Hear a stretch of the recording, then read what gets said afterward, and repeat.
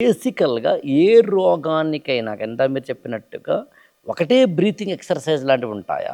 లేదా what exactly that? ఏ విధమైన breathing exercise అనండి, లేకపోతే కనుక శ్వాస మీద వాళ్ళకుండే అనుశాసనం అనండి, దాని నుంచి ఏ బెనిఫిట్స్ వస్తున్నాయనేది ఎలా మనం చెప్తుంటాం? ప్రాక్టికల్గా ఇక్కడ ఒక కేసు గురించే మాట్లాడుకుందాం.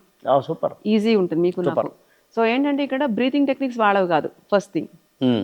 రెండోది వాళ్ళ బ్రెత్ ఎక్కడ లాక్ అవుతుంది అన్నది ట్రేస్ చేయడం అనేది ఇంపార్టెంట్. ఓకే. ఓకే, సో ఇక్కడ పంచకోశాల లోపుకు వెళ్ళేంత ధైర్యం బ్రెత్ ద్వారానే జరుగుతుంది.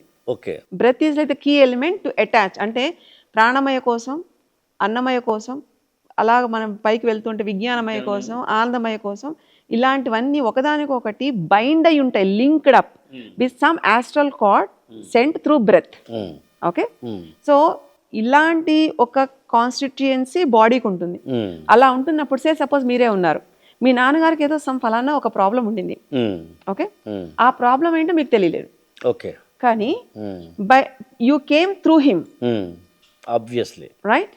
అలాగే అంతకుముందు 3 జనరేషన్లో ఇంకేదో ఉండొచ్చు, అవును. But you are the descendant of that.